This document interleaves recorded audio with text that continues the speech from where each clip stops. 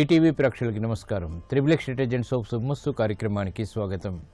ఈనాడు శుభమస్తు కార్యక్రమంలోని గ్రహఫల మంచంలో గ్రహాల యొక్క స్థితిగతులు, వాటి యొక్క శుభాశుభ ఫలితాల గురించి పరిశీలిద్దాం. అలాగే ఈరోజు 12 రాశుల వారికి ఏ సంఖ్యలు కలిసి వస్తాయి, రంగుల యొక్క ప్రాధాన్యత, ఈరోజు లక్ష్మీవారం లేదా గురువారం శ్రీ షిరిడి సాయిబాబాకి చాలా ప్రీతికరమైనటువంటి రోజు.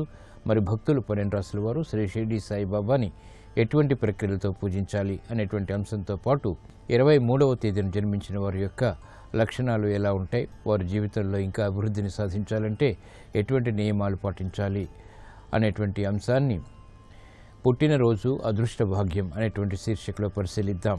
వివాహాది శుభ ప్రయత్నాలు త్వరితగతిని నెరవేరాలంటే ఎటువంటి ప్రక్రియలు పాటించాలో నేటి పరిహార ప్రక్రియలో పరిశీలిద్దాం.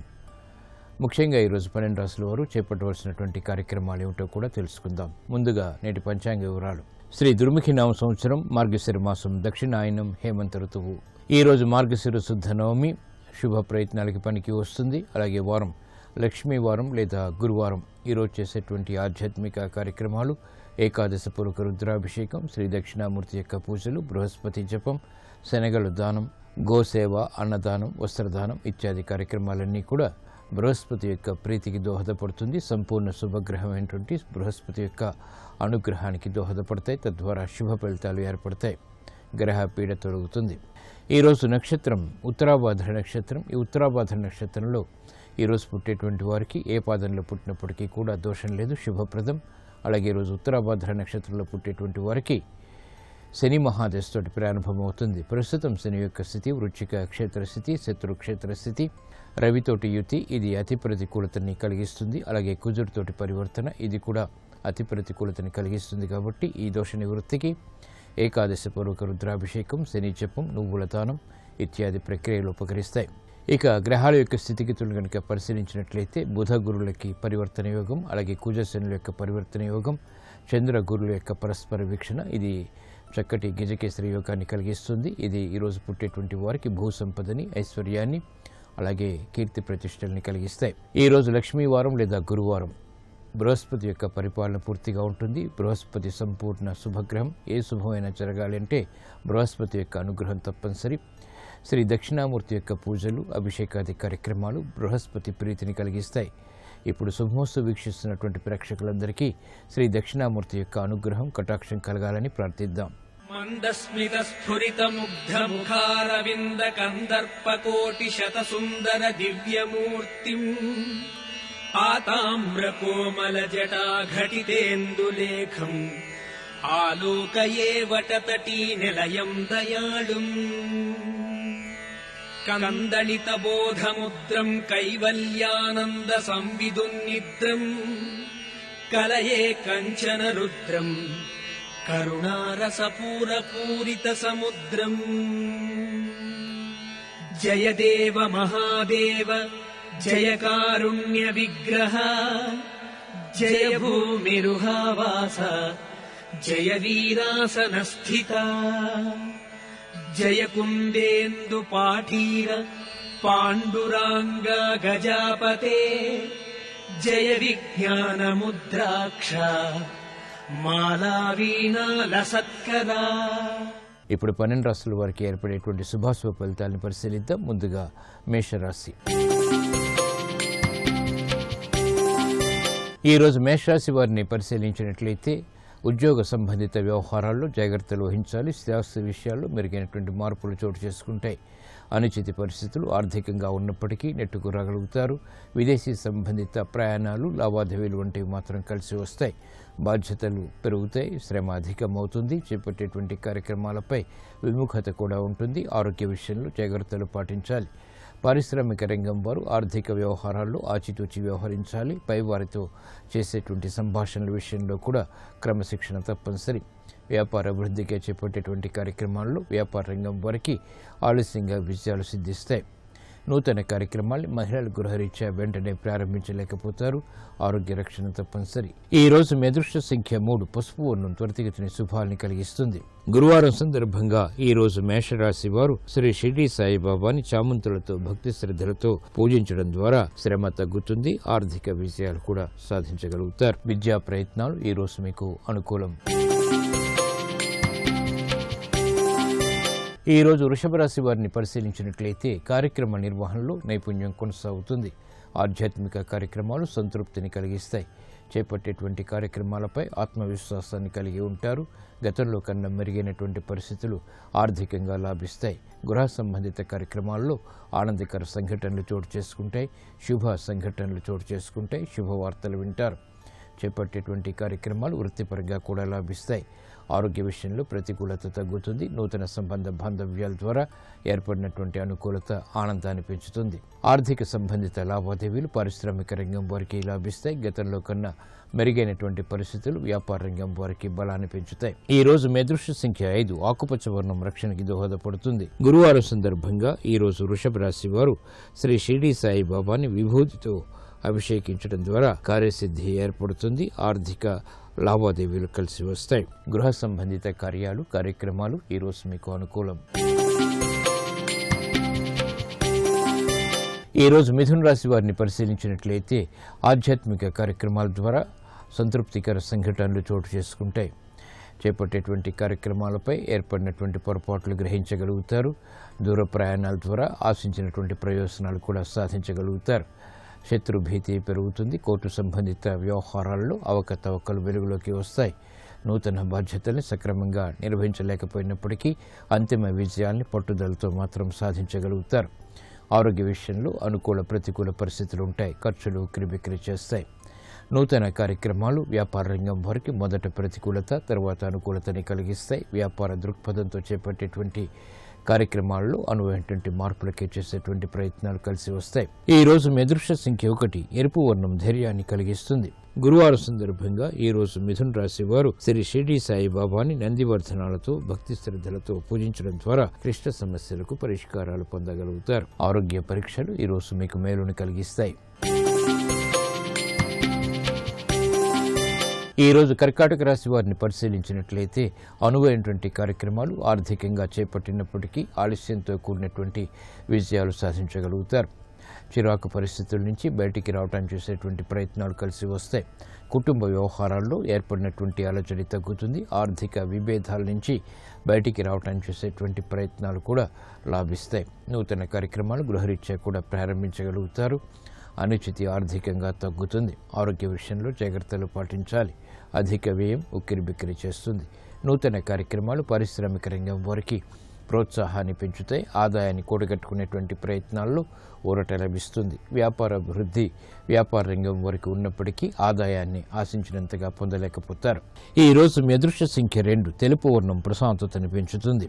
గురువారం సందర్భంగా ఈ రోజు కర్కాటక రాశి వారు శ్రీ షిరిడి సాయి బాబాని మందారాలతో పూజించడం ద్వారా కార్యసిద్ధి ఏర్పడుతుంది. మానసిక ధైర్యం పెరుగుతుంది. అవమానాల్ని ఎదుర్కోగలుగుతారు. రుణ ప్రయత్నాలు ఈ రోజు మీకు అనుకూలం. ఈ రోజు సింహరాశి వారిని పరిశీలించినట్లయితే ఆర్థిక ప్రణాళికల విషయంలో ఏర్పడినటువంటి పొరపాట్లు సవరించుకోగలుగుతారు. ప్రయాణాల విషయంలో జాగ్రత్తలు పాటించాలి. మానసిక చిరాకులు ఒక్కసారిగా తలెత్తేటువంటి సంఘటనలు లేకపోలేదు. నూతన కార్యక్రమాల విషయంలో శ్రద్ధ తప్పనిసరి. ఆర్థిక సంబంధిత లావాదేవీల్లో అభివృద్ధి ఉన్నప్పటికీ అంచనాల్ని ఆశించినంతగా చేరుకోలేకపోతారు. అభివృద్ధి కార్యక్రమాల్లో సంకట పరిస్థితులు కూడా వెన్నంటి ఉంటాయి. ఆరోగ్య విషయంలో ప్రతికూలత తగ్గుతుంది. నూతన బాధ్యతలు పారిశ్రామిక రంగం వారికి పెరుగుతాయి. విద్యార్థులకి విద్యాపరమైనటువంటి చిక్కుల నుంచి ఉపశమనం లభిస్తుంది. మహిళలకు ప్రోత్సాహం లభిస్తుంది. గృహ సంబంధిత కార్యక్రమాల్లో ఆటంకాలని అధిగమించగలుగుతారు. ఈ రోజు మీ అదృష్ట సంఖ్య 1. ఎరుపు వర్ణం ధైర్యాన్ని కలిగిస్తుంది. గురువారం సందర్భంగా ఈ రోజు సింహరాశి వారు శ్రీ షిరిడి సాయి బాబాని అక్షింతలతో పూజించడం ద్వారా ఆర్థిక విజయాలు దగ్గరవుతాయి. ఆర్థిక లావాదేవీలు సంభాషణలు ఈ రోజు మీకు లాభదాయకం. ఈ రోజు కన్యారాశి వారిని పరిశీలించినట్లయితే సంబంధ బాంధవ్యాలు మెరుగవుతాయి. స్త్రీలు శుభవార్తలు వింటారు. సంతోష సంఘటనలు గృహరీత్యా చోటు చేసుకుంటాయి. ఆనందకర వాతావరణం వృత్తిపరంగా కొనసాగుతుంది. అభివృద్ధి కార్యక్రమాల్ని వెంటనే చేపట్టగలుగుతారు. విదేశీ సంబంధిత వ్యవహారాల్లో మెరుగైనటువంటి మార్పులు ఆనందాన్ని పెంచుతాయి. కార్యక్రమ నిర్వహణలో క్రమశిక్షణ కొనసాగుతుంది. ఆర్థిక లావాదేవీలు పారిశ్రామిక రంగం వారికి బలాన్ని పెంచుతాయి. వ్యాపార రంగం వారికి ఆత్మవిశ్వాసం పెరుగుతుంది. లాభాలని కూడగట్టుకునేటువంటి ప్రయత్నాలు ముమ్మరం చేయగలుగుతారు. అధిక కృషితో విద్యార్థులు రాణించగలుగుతారు. విదేశీ సంబంధిత విద్యా ప్రయత్నాలు కలిసి వస్తాయి. నూతన బాధ్యతలు క్రీడారంగం వారికి పెరుగుతాయి. ఈ రోజు మీ అదృష్ట సంఖ్య 5. ఆకుపచ్చ వర్ణం రక్షణకి దోహదపడుతుంది. గురువారం సందర్భంగా ఈ రోజు కన్యా రాశి వారు శ్రీ షిరిడి సాయిబాబాని పారిజాతాలతో పూజించడం ద్వారా మానసిక ధైర్యం పెరుగుతుంది. తద్వారా విజయాలు దగ్గరవుతాయి. ఉద్యోగ ప్రయత్నాలు ఈ రోజు మీకు అనుకూలం. ఈ రోజు తులారాశి వారిని పరిశీలించినట్లయితే అధిక ఖర్చులు బిక్రీ చేస్తాయి. అయినప్పటికీ ఆందోళన చెందకుండా ప్రయత్నపూర్వకంగా విజయాలు సాధించగలుగుతారు. వేధిస్తున్నటువంటి సమస్యలకు పరిష్కారాలు లభిస్తాయి. నూతన కార్యక్రమాలు గృహరీత్యా బలాన్ని పెంచుతాయి.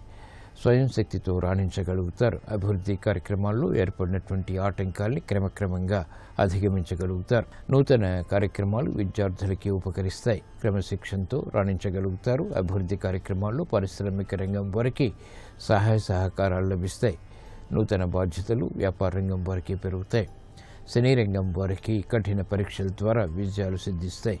అభివృద్ధి కార్యక్రమాల్లో ఏర్పడినటువంటి ప్రతికూలత వ్యవసాయ రంగం వారికి తగ్గుతుంది. ఈ రోజు మీ అదృష్ట సంఖ్య 2. తెలుపు వర్ణం ప్రశాంతతను పెంచుతుంది. గురువారం సందర్భంగా ఈ రోజు తులారాశి వారు శ్రీ షిరిడి సాయిబాబాని ఎర్రగన్నేరు పూలతో పూజించడం ద్వారా వేధిస్తున్నటువంటి సమస్యలకు పరిష్కారాలు లభిస్తాయి. ఆర్థిక నిర్ణయాలు ఈ రోజు మీకు అనుకూలం. ఈ రోజు వృశ్చిక రాశి వారిని పరిశీలించినట్లయితే సౌమ్యంతో కూడినటువంటి కార్యక్రమాలు తద్వారా విజయాలు ఆనందాన్ని పెంచుతాయి. ఆదాయాన్ని పెంపొందింప చేసుకునేటువంటి కార్యక్రమాలు కలిసి వస్తాయి. గతంలో కన్నా మెరుగైనటువంటి పరిస్థితులు గృహరీత్యా ఆనందకర వాతావరణాన్ని పెంపొందింపచేస్తాయి. క్రమశిక్షణ అన్ని రంగాల వారికి ఏర్పడుతుంది. శ్రమ ఉన్నప్పటికీ అంతిమ విజయాలు సాధించగలుగుతారు. బాధ్యతల్ని విస్మరించలేకపోతారు. ఆర్థిక సంబంధిత వ్యవహారాల్లో ఏర్పడినటువంటి పొరపాట్లు సవరించుకునేటువంటి అవకాశాలు దగ్గరవుతాయి. ఆరోగ్యం పదిలం.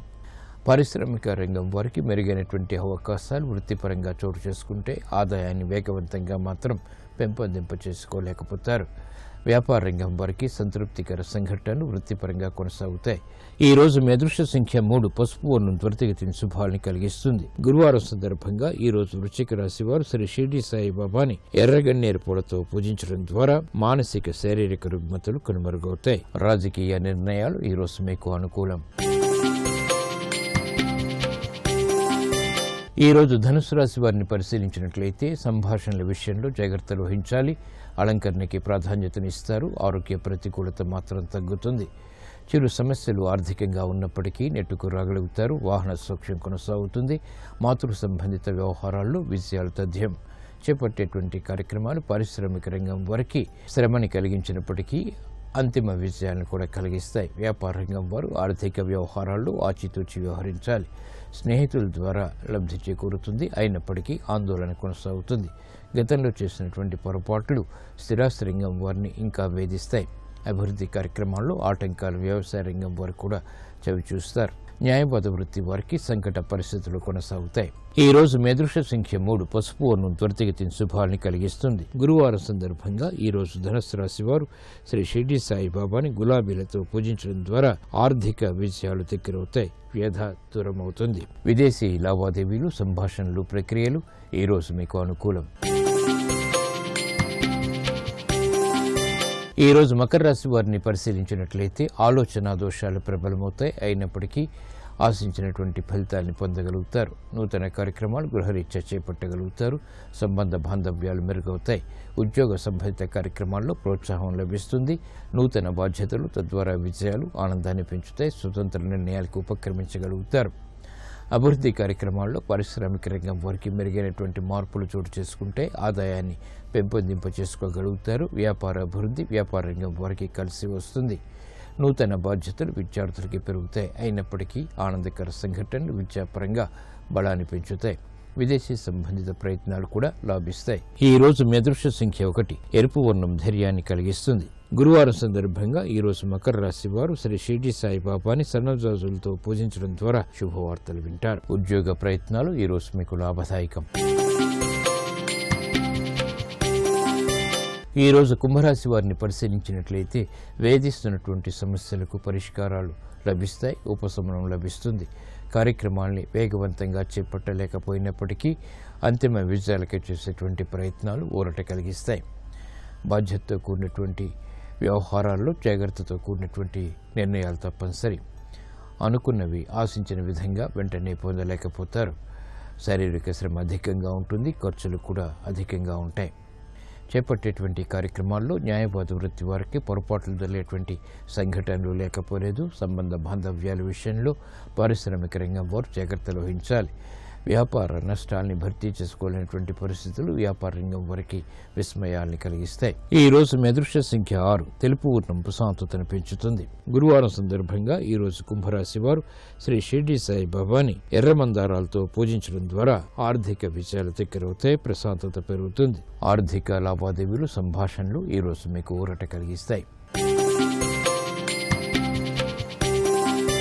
ఈ రోజు మీనరాశి వారిని పరిశీలించినట్లయితే అలంకరణకి ప్రాధాన్యతనిస్తారు. వైభవంతో కూడినటువంటి కార్యక్రమాల ద్వారా ఆనందకర పరిస్థితుల్ని ఆస్వాదించగలుగుతారు. మహిళలు శుభవార్తలు వింటారు. గృహ సంబంధిత కార్యక్రమాల్లో అభివృద్ధి వేగవంతమవుతుంది. ఆర్థిక లావాదేవీలు కలిసి వస్తాయి. నూతన స్నేహితుల ద్వారా లబ్ధి చేకూరుతుంది. ఆనందకర వాతావరణం అన్ని రంగాల వారికి ఏర్పడుతుంది. ఆరోగ్యం పదిలం. చేపట్టేటువంటి కార్యక్రమాల్లో వ్యాపార రంగం వారికి సూక్ష్మత పెరుగుతుంది. లాభాలను గడించేటువంటి యోచనలు ప్రబలమవుతాయి. చేపట్టేటువంటి కార్యక్రమాల్లో పారిశ్రామిక రంగం వారికి అభివృద్ధి గోచరిస్తుంది. ఐక్యతకై చేసేటువంటి కార్యక్రమాలు మహిళలకు గృహరీత్యా కలిసి వస్తాయి. ఈ రోజు మీ అదృష్ట సంఖ్య 9. ఎరుపు వర్ణం ధైర్యాన్ని కలిగిస్తుంది. గురువారం సందర్భంగా ఈ రోజు మీనరాశి వారు శ్రీ షిర్డీ సాయి బాబాని కనకాంబరాలతో పూజించడం ద్వారా మానసిక ప్రశాంతత పెరుగుతుంది. ఆర్థిక విజయాలు దగ్గరవుతాయి. కోర్టు సంబంధిత వ్యవహారాలు, ప్రక్రియలు, సంభాషణలు ఈ రోజు మీకు అనుకూలం.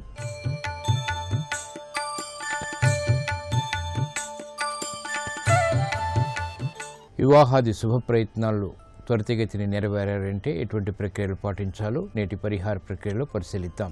వివాహ ప్రయత్నాల్లో ఆటంకాలు అధిగమించడానికి ఈశ్వర అభిషేకం ఉపకరిస్తుంది. 11 సోమవారాలు ఈశ్వరుని ఆవుపాలతో అభిషేకించి బిల్వదళాలతో పూజించి చిమ్మిలిని నైవేద్యంగా నివేదించడం ద్వారా వివాహ ఆటంకాలు అధిగమించగలుగుతారు. శుభ కార్యసిద్ధి ఏర్పడుతుంది.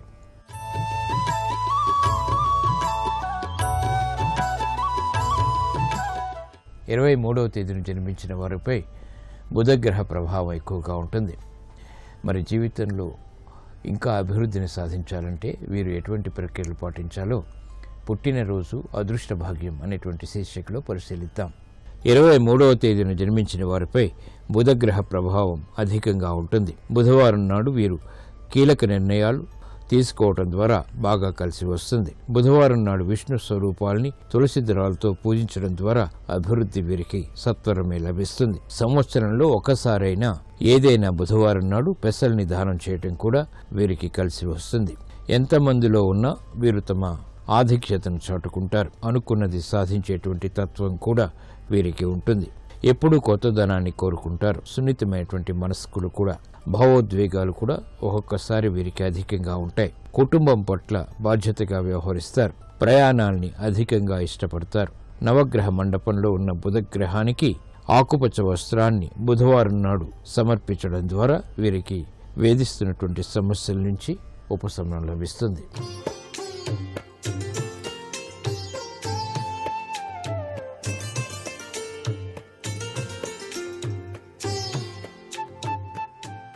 XXX డిటర్జెంట్ సోప్ శుభమస్తు కార్యక్రమంలో గృహబలం అంశానికి స్వాగతం. జీవితంలో పురోభివృద్ధిని సాధించడానికి, విశిష్టవంతమైనటువంటి అభివృద్ధి పదంలోకి పయనిస్తూ మానసిక శాంతి, మమతానురాగాల్లో గృహంలోని అందరూ కూడాను తమ జీవితాన్ని గడపడానికి వాస్తుశాస్త్రరీత్యా కొన్ని బృహత్తరమైనటువంటి ఉపాయాలు తెలియజేశారు. ఆ నియమాల్ని కనుక పాటించినట్లయితే సర్వజనావళి కూడాను సుఖశాంతులతోనూ సిరి సంపదలతోనూ అదృష్టకరమైనటువంటి ప్రభావాలతో జీవితాన్ని సాగించవచ్చు సుమ. ఈ గృహబల రీత్యా చెప్పేటువంటి అంశంలోని విశేషాంశాలు ఇవన్నీ కూడాను భగవంతుని యొక్క వరప్రసాదములు అని భావించాలి. ఏదైనా మీరు ఒక బృహత్తరమైనటువంటి కార్యం మీద బయలుదేరి వెళ్తున్నారు. ఆ కార్యక్రమం నిర్విఘ్నంగా నెరవేరాలి. ఎటువంటి ప్రభావం చూపించకుండా విజయసిద్ధితో ఆ కార్యక్రమాన్ని నిర్వహించాలి అని చెప్పేసి మీరు బయలుదేరి వెళ్తున్నప్పుడు ఎరుపు రంగు కలిగినటువంటి గురువింద గింజను మీరు బయలుదేరి వెళ్ళేటువంటి ఇంటి సింహద్వారం గడప పైన ఉంచి ఆ దాటి గనక వెళ్ళినట్లయితే తప్పనిసరిగా దిగ్విజయ ప్రాప్తిరస్తు. మీ యొక్క పని నిర్విఘ్నంగా నెరవేరటానికి ఆస్కారం ఎంతగానో ఉంటుంది. ఇక దుకాణం లేదా ఇంటికి దిష్టి దోషం తగిలింది. మీ గృహాన్ని చూసి మీ దుకాణాన్ని చూసి చాలామంది తెలియకుండానే దిష్టి దోషం పెట్టేస్తున్నారు. ఆ దోష నివారణకు మచ్చలు లేని పచ్చని 5 నిమ్మకాయలు తీసుకోండి. పచ్చి మిరపకాయలు కూడా కలిపి ఆ దుకాణం లేదా ఇంటి గుమ్మానికి ఆ నిమ్మకాయలను ఈ యొక్క పచ్చిమిరపకాయలు 5 గుచ్చేసి తగిలించండి పై భాగాన. ఈ విధంగా కనుక చేసినట్లయితే దిష్టి దోష నివారణ జరగడానికి ఆస్కారం ఉంటుంది. మీ ఇంటికి కానివ్వండి, మీ దుకాణం కానివ్వండి. ఇది ఎప్పుడు చేయాలి? ఒక గురువారం కానీ శుక్రవారం కానీ. గురువారం శుక్రవారం చేయాలి. ఆ నిమ్మకాయలు ఎండిపోయిన తర్వాత తీసేసి మళ్ళీ కొత్తవి పెట్టుకోవచ్చు. మళ్ళీ ఇదే ప్రక్రియని పాటిస్తూ ఉండండి. ఇలా కనుక చేసినట్లయితే దిష్టి దోష ప్రభావం నుంచి మీరు బయలుపడటానికి ఆస్కారం ఉంది. వ్యాపారం కూడా అభివృద్ధి పథంలోకి పయనించడానికి ఆస్కారం ఎక్కువగా కనిపిస్తుంది. మీ ఇంట్లో ఎప్పుడూ కూడాను కలహ వాతావరణం కనుక ఉన్నట్లయితే మీ గృహంలో పరమేశ్వరుడికి అభిషేకం చేయండి. ఆవు పాలతో చేయండి. అభిషేకం చేసినటువంటి ఆవు పాలను మీ గృహం పై భాగాన, కింది భాగాన, సింహద్వారం అన్ని ప్రాంతాల్లో కూడా అలా అలా అలా చల్లండి. ఇలా కనుక చల్లినట్లయితే దివ్యవంతమైనటువంటి శక్తి పుంజం మీ గృహంలోకి ప్రవేశించి కలహతత్వ వాతావరణం పోయి అందరూ సుఖప్రదమైనటువంటి లక్షణం కలిగి ఉంటారు. ఇది ఆవు పాలలో దాగిన పరమార్థం. అందున పరమేశ్వరునికి చేసినటువంటి అభిషేకార్చన మహిమ. అలాగే దిష్టి తగిలిన వ్యక్తికి, బాగా దిష్టి తగిలిందండి, ఆవలింతలు వస్తున్నాయి, తెగ కళ్ళు మంటలు ఎత్తిపోతున్నాయి, ఎర్రగా మారిపోయినాయి, నిద్ర పట్టట్లేదు అని బాధపడుతుంటారు చాలామంది. దిష్టి తగిలిన వాళ్ళు అట్లా ఉంటారు. ఇంకా ఏవేవో ఆలోచనలు వస్తాయి, నాకెవరో ఏదో చేశారండి అని. అలాంటి భ్రమలో కూడా ఉంటారు చాలామంది. ఇలాంటి భ్రమల నుంచి బయటపడి దిష్టి తగిలిన వ్యక్తి కనుక ఉన్నట్లయితే ఆ వ్యక్తికి పట్టిక తీసుకోండి. ఆ పట్టిక తీసుకొని ఆ వ్యక్తి చుట్టూతా కూడాను పైనుంచి కిందకి 7 సార్లు దిగదిర్చి నిప్పులో పడేయాలి. ఆ పట్టికని నిప్పులో కనుక పడవేయగానే 3 రోజులు ఈ విధంగా కనుక చేసినట్లయితే ఇక జీవితంలో ఆ వ్యక్తికి నరఘోష లేక దిష్టి దోషం అనేటువంటిది తగలకుండా రక్షించుకోవడానికి ఆస్కారం ఎంతగానో ఉంటుంది. పటికకి ఇంత గొప్ప విలువ ఉంది. అందుకే గృహం కట్టిన ప్రతి వాళ్ళు కూడా పటిక కట్టి నల్లదారం చుట్టి గుమ్మడికాయ మీద పెట్టండి అని చెబుతాం. ఇంటికి దిష్టి దోషం తగలకుండా ఉండటానికి కూడా ఇది చాలా బాగా సహకరిస్తుంది. ఒక పటిక ముక్క, దానికి నల్లదారం, వెంట్రుకల దారం చుట్టి ఎటు గుమ్మడికాయ పెడతాం కదా ఉట్టికి, ఆ ఉట్టి పై భాగాన దీన్ని ఉంచాలి. ఆ విధంగా కనుక ఉంచినట్లయితే సర్వే సర్వత్రా దిష్టి దోష నివారణ జరిగి తీరుతుంది. దోషం తగిలిన వ్యక్తికి మీ ఇంటి దగ్గర ఆవు కనుక ఉన్నట్లయితే ఆవు దగ్గర తీసుకెళ్ళండి. ఆవు తోకకి వెంట్రుకలు ఉంటాయి కదా చివర, ఆ తోకను పట్టుకొని ఈ అబ్బాయికి 3 సార్లు ఇట్లా పైనుంచి కిందకి ఇట్లా ఇట్లా ఇట్లా ఇట్లా ఇట్లా ఇట్లా అనేసి వెంటనే అక్కడ ఉన్నటువంటి గిట్టల దగ్గర మట్టి, ఆవు గిట్ట దగ్గర మట్టిని గోధూళిని తీసి అబ్బాయి నుదుట కుంకంగా పెట్టండి. వెంటనే ఆ దిష్టి దోషం కాస్త పటాపంచలైపోతుంది సుమా. ఇంత గొప్ప ప్రక్రియ ఉంది. మన భారతీయ సనాతన సంస్కృతి సంప్రదాయ రీత్యా. ఇవన్నీ కూడా మనకు అవసరమే గృహబలంలో. కారణం, అందరం బాగుండాలి కదా, అందరూ సుఖశాంతులతో ఉండాలి కదా, ఆరోగ్యవంతంగా జీవితాన్ని గడపాలి కదా. అందుచేత ఇవన్నీ కూడాను మనం గృహబలానికి చాలా చక్కటి యోగాన్ని ప్రసాదింపచేస్తాయి అని చెప్పేసి చెప్పవచ్చు. దిష్టి దోషం అనేటువంటిది బాగా కలిగింది, అసలు అన్నం కూడా తింటలేదు. అప్పుడు ఏం చేయాలి? 4 వీధులు కలిసిన చోట మట్టి తీసుకురండి, కొద్దిగా ఉప్పు, ఆవాలు, 7 ఎండుమిరపకాయలు కలిపి శనివారం నాడు కానీ ఆదివారం నాడు కానీ ఆ దిష్టి తగిలినటువంటి కుర్రవానికి 3 సార్లు పైనుంచి కిందకి దిగదొరిచి పొయ్యిలో వేయండి. దోషం కాస్త పటాపంచలైపోతుంది, అబ్బాయికి దిష్టి దోషం పోతుంది, ఆకలి పుడుతుంది, ఆహారం తీసుకుంటాడు. అలాగే ఇల్లు, వ్యాపార స్థలం మొదలైనటువంటి వారికి వాస్తు దోషాలు నివారించడానికి ఉదయం నీటితో నేలను తుడిచేటప్పుడు ఆ నీటిలో సైంధవ లవణం అని చెప్పేసి ఉంటుంది, కొద్దిగా వేసి తుడిపించండి. సైంధవ లవణం కనుక వేసి మీ యొక్క వ్యాపార స్థలాన్ని కానివ్వండి, గృహాన్ని కానీ తుడిపించినట్లయితే చాలా చక్కగా వ్యాపారం అభివృద్ధి చెందుతుంది, దృష్టి దోషాలు నివారించబడతాయి అని చెప్పేసి మనం గ్రహిద్దాం. ఇంటి ముఖద్వారం బయట చిన్ని పూలగుత్తుల పాత్ర లేదా చిట్టి గంటలు పెట్టండి. అలాగే మీ ధార్మిక విశ్వాసాన్ని అనుసరించి శుభ చిహ్నాలు కూడా ఉంచండి. ఈ శుభ చిహ్నాల వలన సౌభాగ్యం, సమృద్ధి కలిగి తీరుతాయి. మరికొన్ని ముఖ్య విషయాలు రేపటి శుభమస్తు కార్యక్రమంలో తెలుసుకుందామా? మరి సర్వే జనా సుఖినో భవంతు.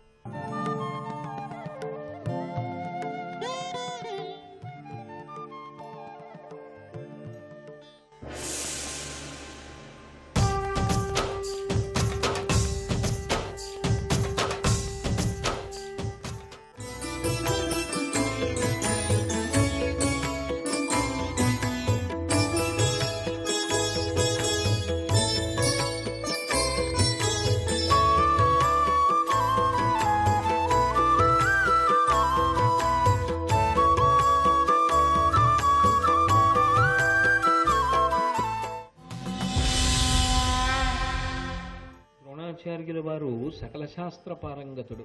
మీరు భారతాన్ని పరిశీలిస్తే ఆయన కేవలం ధనుర్వేదాచార్యుడు మాత్రమే కాదు, ఆయన ధనుర్వేదంతో పాటుగా వేదము యొక్క ఉపాంగములు శిక్ష, వ్యాకరణము, జ్యోతిషము మొదలైనటువంటి 6 ఉపాంగములతో కలిపి చదువుకున్నాడు.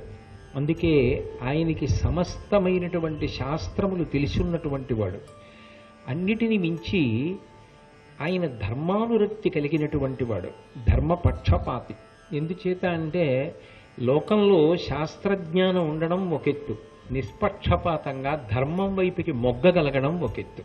ధైర్యం దేనికి కావాలి అంటే ధార్మికంగా ఉండడానికే కావాలి.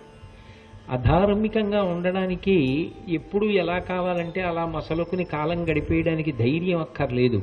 ఏ ఎండక గొడుగు పట్టగలిగిన లక్షణం ఉంటే చాలు.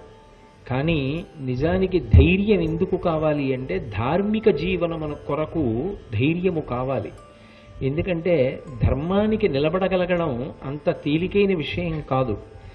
ధర్మాచరణ చేద్దామని ప్రయత్నం చేసిన, ధర్మము మీద పూనికతో నిలబడాలని ప్రయత్నించిన అనేకమైనటువంటి ప్రతిబంధకములు ఎదురవుతాయి. ఆ ప్రతిబంధకములను త్రోసి రాజని నిలబడగలగాలి అంటే దానికి శాస్త్రమునందు విశేషమైనటువంటి ధృతి అంటే నమ్మకం ఉండాలి. దానితో పాటుగా అది మన జీవుని యొక్క అభ్యున్నతికి కారణమవుతుందనేటటువంటి విశ్వాసం ఉండాలి. అందుకే ధర్మపక్షపాతం ఉండడం అనేటటువంటిది ఒక వ్యక్తికి ఉండేటటువంటి మహోత్కృష్టమైన లక్షణం. మహాభారతంలో ద్రోణాచార్యుల వారు కేవలం ఏదో విలువిద్య ఒక్కటి నేర్పినవాడు మాత్రమే కాదు, ఆయనకి వేదము ఉపాంగములతో తెలుసున్నటువంటి వాడు. అన్నిటిని మించి ఎంత విషయం తెలుసున్నవాడో అంతగా అనుష్ఠాన తత్పరుడు, ధర్మపక్షపాతి. అందుకే భీష్మద్రోణులిద్దరూ కూడా ఏ సంఘటన జరిగినా సరే దాన్ని శాస్త్రీయమైన సమన్వయం చేయగలుగుతారు. ఒక విషయం జరుగుతోంది అంటే దేశకాలములను గణించగలిగినటువంటి నేర్పరితనం ఉంటుంది. ఎందుకని అంటే ఆ శాస్త్ర పరిజ్ఞానం ఉన్నవాడు లోకమునందు విషయములను సాధించగలుగుతాడు. శ్రీరామాయణంలో సీతాపహరణం జరిగిన తరువాత రాముడు బహుశः సీతాపహరణం ఏ కాలంలో జరిగి ఉంటుంది అన్నది లెక్క పెట్టుకుంటుంటే జటాయువు ఒక మాట అంటాడు. సీతమ్మని రావణాసురుడు వింద ముహూర్తంలో అపహరించాడు. ఆ ముహూర్తంలో అపహరింపబడినటువంటి వస్తువు లేదా వ్యక్తి తిరిగి తన యజమాని దగ్గరికి లేదా తన కుటుంబం దగ్గరికి చేరుకుంటారు. కాబట్టి సీతమ్మని నువ్వు మళ్ళీ సురక్షితంగా పొందుతూ ఉంటారు. శాస్త్ర పరిజ్ఞానం ఉండడం ఒక ఎత్తు, దాని మీద నమ్మకంతో అన్వయం చేసుకోగలగడం ఒక ఎత్తు. అందుకే శకున శాస్త్రం బాగా తెలుసున్నవాడు ద్రోణాచార్యుడు. శకున శాస్త్రం కొంతమంది నమ్మచ్చు, కొంతమంది నమ్మకపోవచ్చు. నమ్మడం నమ్మకపోవడం అనేటటువంటిది వ్యక్తిగతమైన విషయాలు. కానీ శాస్త్రమునందు విశ్వాసం ఉన్నవారు మాత్రం దానిని ఎంతగా నమ్మారో దాని ఫలితములు ఎంత స్పష్టంగా కనపడ్డాయో మనకి రామాయణ భారత భాగవతాది గ్రంథములను పరిశీలిస్తే అర్థమవుతుంది. ఎందుచేతనంటే సభాపర్వంలో 2 అనూహ్యమైనటువంటి సంఘటనలు జరిగాయి. అవి 2 ఎవరూ అలా జరుగుతాయని ఊహించలేదు. కానీ భారత కథనంతటినీ కూడా పెనుమనుపు తిప్పినటువంటి సంఘటనలు అవే. అందులో అసలు జరగరానిది, జరగకూడనిది, జరగాలని సభలో ఉన్న ఏ పెద్దలు కోరుకోనిది ఏది అంటే కర్ణుడు ప్రచోదనం చేస్తే, కర్ణుడు ప్రేరేపిస్తే దుర్యోధనుడు తన తొడ కొట్టి ద్రౌపదీదేవిని వచ్చి తన తొడ మీద కూర్చోమ్మని సంజ్ఞ చేశాడు. ఆమె వరసకి వదినగారు. ఆ కారణం చేత తల్లితో సమానం. అటువంటి స్త్రీని ఒక భార్యాస్థానాన్ని చూపించినటువంటి రీతిలో తొడని చూపించి వచ్చి కూర్చోమ్మని సంజ్ఞ చేశాడు. అలా సంజ్ఞ చేసినప్పుడు భీముడు భీకరమైనటువంటి ప్రతిజ్ఞ చేశాడు. ధర్మం తప్పి ఏ ద్రౌపదీదేవిని పిలిచి తన తొడ మీద కూర్చోమ్మని దుర్యోధనుడు నిండు సభలో సంజ్ఞ చేశాడో ఆ తొడలని కురుక్షేత్ర సంగ్రామ భూమి యందు నా గదాదండము యొక్క ప్రహారముల చేత విరగ్గొడతాను అని ప్రతిజ్ఞ చేశాడు. ఆ ప్రతిజ్ఞ చెయ్యడం ఒకటే కాదు, ఏదో ప్రతిజ్ఞ చేసి కూర్చుండిపోవడం అన్నది అందులో భీముడి లాంటి వాడికి సాధ్యమయ్యే విషయం కాదు కదా. ఆయన విశేషమైనటువంటి ఆవేశాన్ని పొందాడు. అంత కోపావేశంతో ఆయుధాల వైపు చూస్తున్నాడు. ఒక్క క్షణంలో ఆయన కానీ ఆయుధం అందుకున్నాడు అనుకోండి, ఆ సభలో చాలా ఉపద్రవములు సంభవిస్తాయి. ఎందుకంటే ఒకసారి భీముడు ఆయుధం పట్టుకున్నాడు అంటే ఖచ్చితంగా దుర్యోధనుడితో యుద్ధానికి తలపడతాడు. అది దుర్యోధనుడి ప్రాంగణం. ఒకసారి దుర్యోధనుడితో తలపడితే వెంటనే దుర్యోధనుని యొక్క సోదరులు, అతని యొక్క అనుమాయులు భీముడి మీద తిరగబడతారు. ఏం జరుగుతుంది అన్నది పక్కన పెట్టండి, భీముడు గెలుస్తాడు ఖచ్చితంగా, ఎందుకంటే ధర్మం వాళ్ళ వైపు ఉంది కనుక. కానీ అప్పటికప్పుడే భీష్మద్రోణాది మహావీరుల యొక్క వృద్ధుల యొక్క సమక్షంలో ఇటువంటిది జరిగితే వచ్చేటటువంటి ప్రమాదం ఒకెత్తు. అసలు అంత స్థితి ఏర్పడిన తరువాత ద్రౌపదీదేవి అడిగినటువంటి ప్రశ్నకి జవాబు చెప్పకపోవడం వల్ల ఈ స్థితి కలిగింది అన్నప్పుడు ధర్మ నిర్ణయం జరిగితే వచ్చేటటువంటి ఉపద్రవములు అంతకన్నా ప్రమాదకరంగా ఉంటాయి. ఎందుకంటే అందులో ద్రౌపదీదేవి నిజానికి దాసి అని చెప్పడానికి ఆధారం ఉండదు. ఆ విషయం బయటికి వచ్చిందనుకోండి, ఆమె ఆగ్రహించి శపిస్తే భీష్మద్రోణాది వృద్ధుల ముందే కురువంశమంతా నశించిపోతుంది.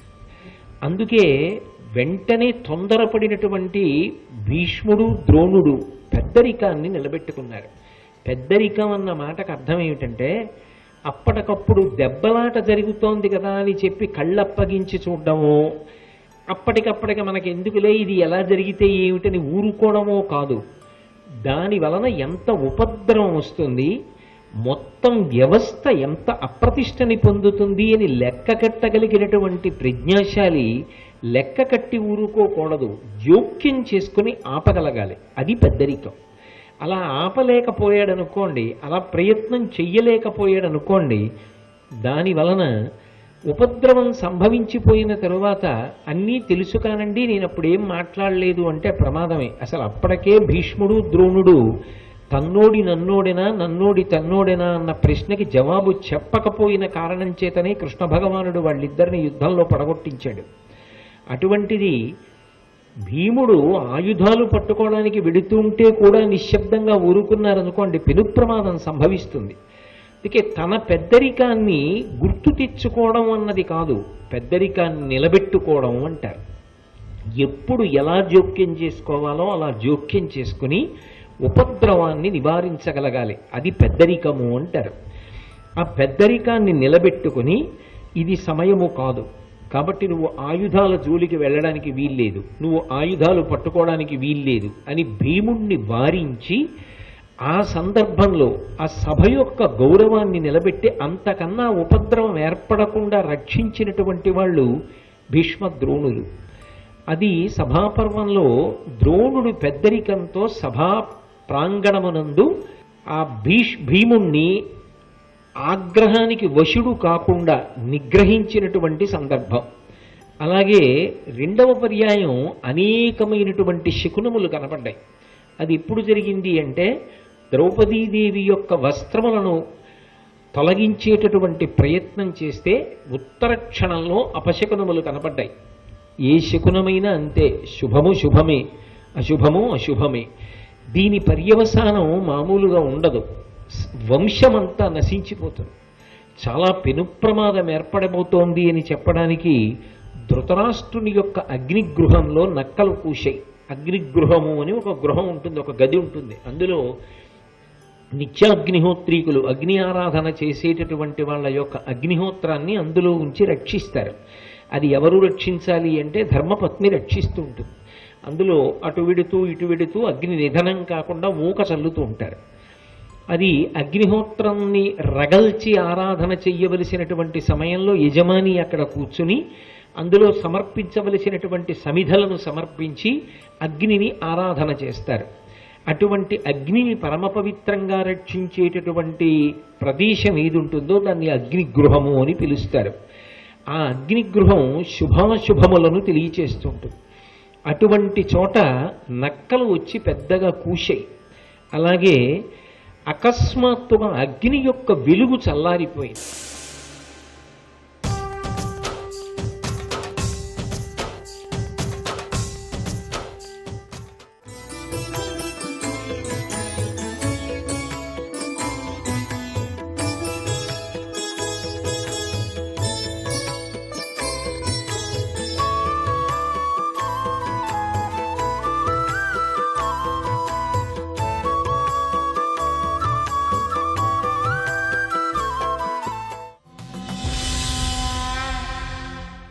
అగ్ని అంటే రెండిటితో కూడి ఉంటుంది, వేడి ఉంటుంది, వెలుతురు ఉంటుంది. అగ్ని రగల్చారనుకోండి, మంట పైకి లేచిందనుకోండి, కేవలము వేడి ఒక్కటే కాదు, వేడితో పాటు వెలుతురు కూడా ఉంటుంది. వెలుతురంతా చల్లారిపోయి అగ్ని వేడితో జ్వాల మాత్రమే ఉందనుకోండి, అదేదో అశుభ సూచన. అగ్నిహోత్రం ఉండి దానికి వెలుతురు లేకపోవడం ఏమిటి అంటే అగ్ని తన వెలుగుని వదిలిపెట్టేసింది. అలాగే కౌరవ స్త్రీల యొక్క హృదయాలన్నీ కూడా అకస్మాత్తుగా దుఃఖంతో బరువెక్కిపోయాయి. ఎందుకో తెలియదు, కారణం తెలియదు, కానీ ఎందుకో అకస్మాత్తుగా దుఃఖంతో బరువెక్కిపోయాయి. ఈ శకునములను లెక్కలోకి తీసుకున్న వాళ్ళెవరు అంటే భీష్ముడు ద్రోణుడు. ఇవి ఎవరి పట్ల అపశకునములు? కౌరవులకు అపశకునములు. ఎందుకని? మహాధార్మికురాలు సౌశీల్యవతి మహాపతివ్రత అయినటువంటి ద్రౌపదీదేవి యొక్క కేశపాశాన్ని పట్టి రాజసూయాగం చేసి అవబృధ స్నానం చేసినటువంటి తల్లి యొక్క కొప్పు పట్టుకుని నిండు సభలోకి ఈడ్చి వలువలుడ్చేటటువంటి ప్రయత్నం చేసిన కారణం చేత తత్కర్మకు ఫలమును అనుభవించవలసి ఉంటుంది. అది చాలా చాలా ఘోరమైనటువంటి ఫలితాన్ని అనుభవించవలసి ఉంటుంది అని నిర్దేశించడానికి కనపడినటువంటి ఈ దుర్నిమిత్తములు, దుశ్శకునములు ఏ ఉన్నాయో వాటిని భీష్ముడు ద్రోణుడు లెక్కలోకి తీసుకున్నారు. తీసుకుని వెంటనే మనసులో సంతోషించారు. ఎందుకని అంటే అట్టి మహోత్పాతంబులు పుట్టిన కృప విదుర కలశభూ శాంతనవుల్ నిట్టన ధృతరాష్ట్రుజులకు పుట్టె అరిష్టమని ఇష్టమున తమలోనన్. ఆ సభలో ఈ అరిష్టములు దుశ్శకునములను చూసి సంతోషించినటువంటి వాళ్ళు నలుగురు ఉన్నారు. ఆ నలుగురు కూడా ప్రాజ్ఞులు, శాస్త్రము బాగా తెలుసున్న వాళ్ళు. వాళ్ళు కృపాచార్యుల వారు, రెండవ వాడు విదురుడు, మూడు కలశభూ అంటే కలశము నుంచి ఉద్భవించినటువంటి ద్రోణాచార్యుల వారు, నాలుగవ వాడు భీష్మాచార్యుల వారు. ఈ నలుగురు సంతోషించారు. దేనికి సంతోషించారు అంటే ఎవరు చెయ్యకూడనంత దారుణమైన దోషం చేశారో, ఎవరు పరమ అధర్మం చేశారో వాళ్ళు ఆ అధర్మము చేత కట్టి కుడపబడేటటువంటి రోజులు దగ్గరలో ఉన్నాయి.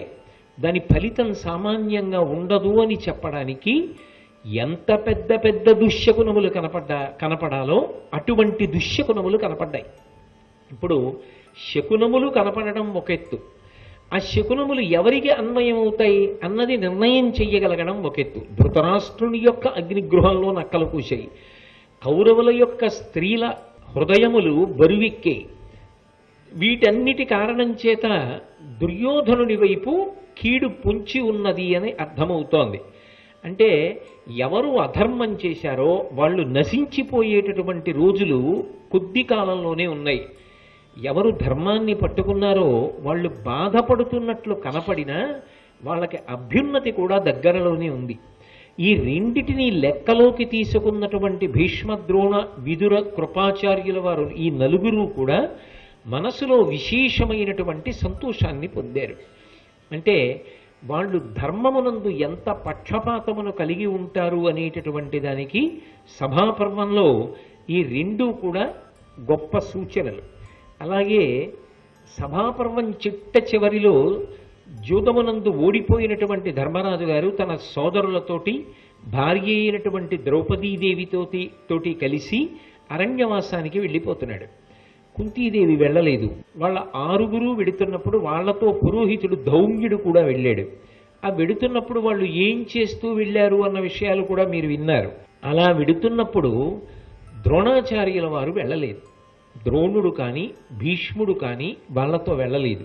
నిజానికి అప్పుడే కాదు, ధర్మరాజు గారు ఇంద్రప్రస్థాన్ని రాజధానిగా చేసుకుని పరిపాలన చేసినటువంటి కాలంలో కూడా ద్రోణుడు ఆచార్యుడైన, వాళ్ళ పట్ల చాలా ప్రేమ కలిగిన వాడైనా, ధర్మము అటువైపే ఉన్నది అని తెలిసిన ధర్మ పక్షపాతి అయినా, తన శిష్యులలో అత్యంత ప్రియుడైనటువంటి అర్జునుడు ఇంద్రప్రస్థంలో ధర్మరాజు గారితో కలిసి ఉన్నాడు. ఇక్కడ ఉండే అవకాశం లేదని తెలిసిన ద్రోణుడు మాత్రం ఇంద్రప్రస్థానికి వెళ్ళిపోలేదు. రెండు, పాండవులు అరణ్యవాసానికి వెళ్ళిపోతున్నప్పుడు ఇంత దుర్మార్గం జరిగినటువంటి ప్రదేశం, పైగా ఇది జరిగిన తరువాత పాండవులు అరణ్యవాసానికి వెళ్ళిపోయిన తరువాత ఇంకా ఎంత భయంకరమైనటువంటి అధర్మం నడుస్తుందో, కాబట్టి ఇక్కడ నేను ఉండను అని చెప్పి కూడా ద్రోణాచార్యుల వారు ఆ ప్రదేశాన్ని విడిచిపెట్టి పాండవులతో కలిసి అరణ్యవాసానికి వెళ్ళలేదు. ఆయన అక్కడే ఉండిపోయాడు. ఎందువల్ల ఉండిపోవలసి వచ్చింది ద్రోణుడు? నిజానికి పాండవులతో వెళ్ళిపోవాలి కదా. తనకి అత్యంత ప్రియమైనటువంటి శిష్యుడు అర్జునుడి అటువైపు ఉన్నాడు కదా. అన్నిటినీ మించి ధర్మం అటువైపు కదా ఉంది. అది ద్రోణుడికి తెలుసు కదా. ఇన్ని తెలిసి ఉన్నప్పటికీ కూడా ద్రోణాచార్యుల వారు పాండవులతో వెళ్లకుండా హస్తినాపురంలోనే ఉండిపోవడానికి ఏమైనా బలమైన కారణములు ఉన్నాయా అంటే, వాళ్ళతో వెడితే అరణ్యవాసం కదండి, అక్కడ ఏ భోగం ఉంటుంది, ఏ సుఖం ఉంటుంది, నానా కష్టాలు పడాలి, వాళ్ళకే పాపం ఇబ్బందిలో ఉన్నారు, మళ్ళీ మనం ఎందుకండి అని వెళ్ళలేదండి అందామా? ఎందరో బ్రాహ్మణులు ధర్మరాజు గారిని విడిచిపెట్టి ఉండలేక వెళ్ళిపోయారు. వెళ్ళిపోతే ధర్మరాజు గారు సూర్య భగవానుడిని ఉపాసన చేసి అక్షయ పాత్రని పొంది వాళ్ళందరికీ రోజు అన్నం పెట్టి మిగిలిన శేషాన్ని భుజించి అంతటి తేజోవంతుడు అయ్యాడు అని భారతం ఆరణ్య పర్వంలో ఉంది. ఉన్నప్పుడు మరి ద్రోణుడు మాత్రం ఎందుకు వెళ్ళలేదు అంటే, వెళ్ళకపోవడానికి కొన్ని ప్రబలమైన కారణములు కనపడతాయి. మొట్టమొదటి కారణం ఏది అంటే దృష్టజ్యుమ్నుడు. తన స్నేహితుడైనటువంటి ద్రుపదుడు తనని సంహరించేటటువంటి కుమారుడు పుట్టాలి అని యజ్ఞం చేశాడు. ఆ యజ్ఞకుండంలోంచి ఆవిర్భవించిన వాడు దృష్టజ్యుమ్నుడు. ఆ దృష్టజ్యుమ్నుడు కేవలం తనని చంపడానికే పుట్టాడు. తనని చంపడానికి పుట్టాడని తెలిసినా కూడా ఎంత ధర్మమూర్తి, ఎంతటి నిస్వార్థపరుడు ద్రోణాచార్యుల వారంటే తన దగ్గర పెట్టుకుని విద్యాభ్యాసం చేయించాడు.